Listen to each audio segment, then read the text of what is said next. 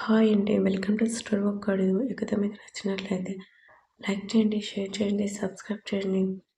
కార్లో కాదు, మైండ్ పీస్ఫుల్గా ఉండే ప్లేస్కి తీసుకుని వెళ్ళు. ఆశ్చర్యంగా చూశాడు కృష్ణ. కార్ టర్న్ చేస్తుండగా కృష్ణకి ఫోన్ రావడంతో కార్ సైడ్కి అమ్మి అవతల చెప్పిన విషయం వినగానే కోపంగా ఫోన్ కట్ చేసి మధు వైపు చూశాడు. ఏమైంది బావా? ఏం లేదు అని కార్ ఫోన్ ఇచ్చాడు. బావా, బయటికి తీసుకుని వెళ్ళమన్నాను కదా, ఎక్కడికి తీసుకుని వెళ్తున్నావు? ఇంటికి మధు. మీ వదిన మళ్ళీ నిన్ను ఇంటికి తీసుకుని వెళ్తుందంట. ఏంటి బావా నువ్వు అనేది? అవును మధు, మామయ్య, మీ అన్నయ్య, అమ్మమ్మ దగ్గర ఉన్నారు. ఇప్పుడు సడన్గా నన్ను తీసుకుని వెళ్ళటం ఏంటి బావా? నేను కాలేజీలో బుద్ధిగానే చదువుకుంటున్నాను కదా, ఏ తప్పు చేయలేదు కదా. ఇష్, కంగారు పడకు మధు, విషయం ఏంటి అన్నది ఇంటికి వెళ్ళాక తెలుస్తుంది కదా. అయినా నేను ఎలా పంపిస్తాను? మామయ్యతో ఎలా మాట్లాడాలో నాకు తెలుసు మధు. ఇంటికి తీసుకుని వెళ్ళినా నాకు వచ్చిన నష్టం ఏం లేదు బాబా.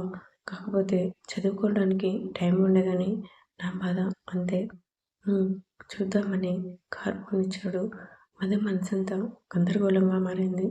ఎవరు లేకపోతే శ్రీవల్లి తనని తాను ఎన్ని బాధలు పెడుతుందో, ఎన్ని పనులు చేస్తుందో మధుకి బాగా తెలుసు. ఎవరు లేకపోతే ఆ ఇంట్లో తనకి టార్చర్ అనేవి చెప్పాలి.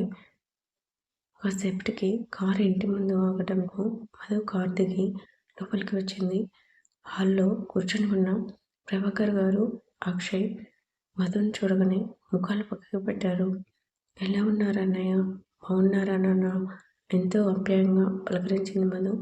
ఇప్పటి వరకు బాగానే ఉన్నాం, ఇకపై శని ఇంటికి వస్తుంది కదా, ఎలా ఉంటామో ఆ దేవుడికి తెలియాలి అని ప్రభాకర్ అనగానే మధు పడింది.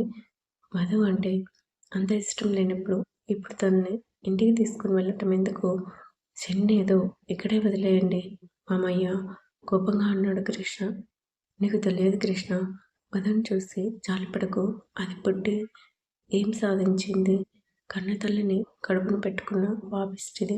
అసలు దాన్ని ఇంటికి తీసుకుని వెళ్ళటమే ఇష్టం లేదు.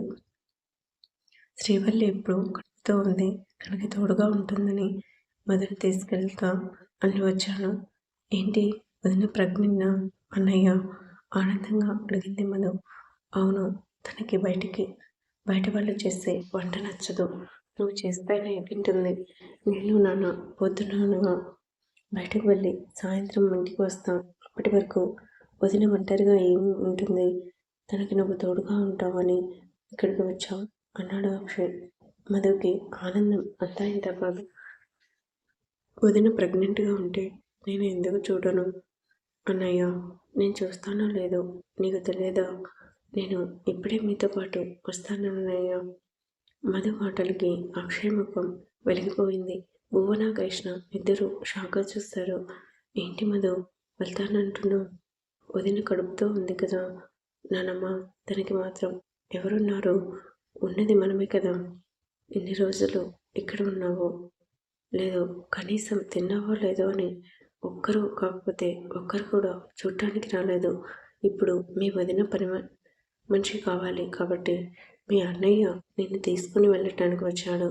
నువ్వు వెళ్తాను అంటున్నావు ఎందుకు మధు? నిన్ను చీదరించుకుంటున్నావు. వాళ్ళ దగ్గరికి వెళ్తానంటావు. నాకు మాత్రం ఎవరు ఉన్నారు నానమ్మ? ఎవరు నానమ్మ ఉన్నది వాళ్ళే కదా. వాళ్ళు నన్ను వదులుకున్నా నేను మాత్రం వదులుకోను.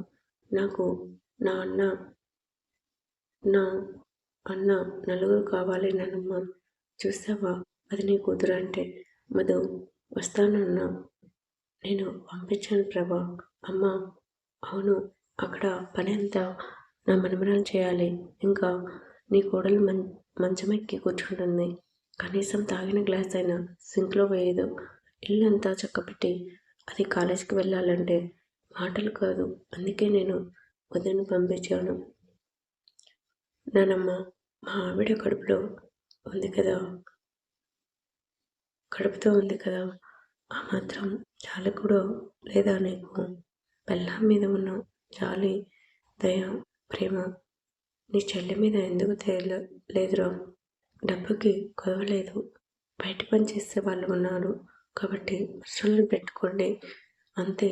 కానీ మధుని మాత్రం పంపించను స్థిరంగా చెప్పింది భువన. నాన్నమ్మ అలా మాట్లాడుతుంటే మీరు ఏం మాట్లాడరు ఏంటి? ఏం మాట్లాడతాను? ముందు పద ఇక్కడికి నుంచి వెళ్దామని ఇద్దరు బయటికి వెళ్ళగానే మధు బాధగా చూస్తుంది. వాళ్ళ మీద నువ్వు ఏం బాధపడకు. మీ వదిన తక్కువది ఏమీ కాదు. ముందు నువ్వు స్నానం చేసి రా, కాఫీ పెడతాను. సరే నానమ్మ అని తన గదికి వెళ్ళింది. కృష్ణ రిలాక్స్గా సోఫాలో కూర్చున్నాడు. మంచి పని చేశావు అమ్మమ్మ. మధు వెళ్తుంది ఏమో అని భయపడ్డాను.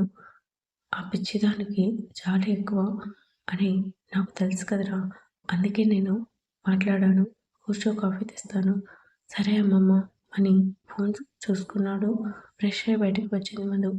భువన్ గారు కాఫీ ఇవ్వడంతో కాఫీ కప్ తీసుకుని కృష్ణ పక్కన కూర్చుంది. అంతే కదా, అంతేకాక కాఫీ తాగు మధు తొందరగా. కాఫీ తాగు మధు, బయటికి వెళ్దాం. ఇప్పుడు ఎందుకు బావా? నువ్వే కదా అన్నావు ఏదో మాట్లాడాలని బయటికి తీసుకుని వెళ్ళా అని. మరిప్పుడు ఏంటి? ఎందుకు బావా అంటున్నావు? చీకటి పడింది కదా బావా, ఇప్పుడు ఎందుకని నా ఉద్దేశం. సరే నేను ఇంక వెళ్తాను, బాయ్. బాయ్ బావా అని కాఫీ తాగి భువన్ గారి ఒడిలో పడుకుంది మధు. అక్షయ్ మాటలు విన్నాక శ్రీవల్లి ఎక్కలేని కోపం వచ్చింది. మధుపై మరింత ద్వేషం పెంచుకుంది. మధు జీవితంపై దెబ్బ కొట్టాలని గట్టిగా నిర్ణయించుకుని ఆ రోజు నుంచి ఎవరికీ తెలియకుండా మధుని ఫాలో చేయమని ఒక మనిషిని పెట్టింది. నిశ్చితార్థం 2 రోజులే ఉంది. ఈ వారం రోజులు విక్కీ మధుని డిస్టర్బ్ చేయలేదు. ఆ రోజు మధు క్లాస్లో అందరికీ ఇన్విటేషన్ కార్డు ఇచ్చి అందరినీ ఇన్వైట్ చేసింది. మధుతో మాట్లాడుతుంది కానీ ఏదో మొన్న భయం, తన అన్నయ్య ఏం చేస్తాడో ఏంటో అని. సరే మధు ఇంక వెళ్తామా అని బ్యాచ్ అందరూ బయటకు వచ్చారు. అప్పటికే వాతావరణం మబ్బు పట్టి నల్లగా మారింది. కారు రావడంతో వెళ్ళిపోయింది. మధు కృష్ణ కోసం వెయిట్ చేస్తూ టైం చూస్తుంది. టైం అప్పటికే 5:30. ఫోన్ చేద్దామని చూసింది కానీ సడన్గా వర్షం కురవడంతో మధు కాలేజీ లోపలికి వెళ్ళింది. ఆమెనికి శ్రీవల్లి పెట్టిన మనిషి దొంగచాటుగా మధుని ఫాలో చేశాడు. వర్షం తగ్గాక బయటికి వెళ్దామనుకున్న మధు క్లాస్ రూమ్లో కూర్చొని ఫోన్లో గేమ్ ఆడుతుంటే ఫాలో చేశాడు వాడు. చుట్టూ చూశాడు, అప్పటికే ఎవరూ లేరు. సైలెంట్గా క్లాస్ రూమ్లో డోర్ క్లోజ్ చేశాడు. కొనసాగుతుంది.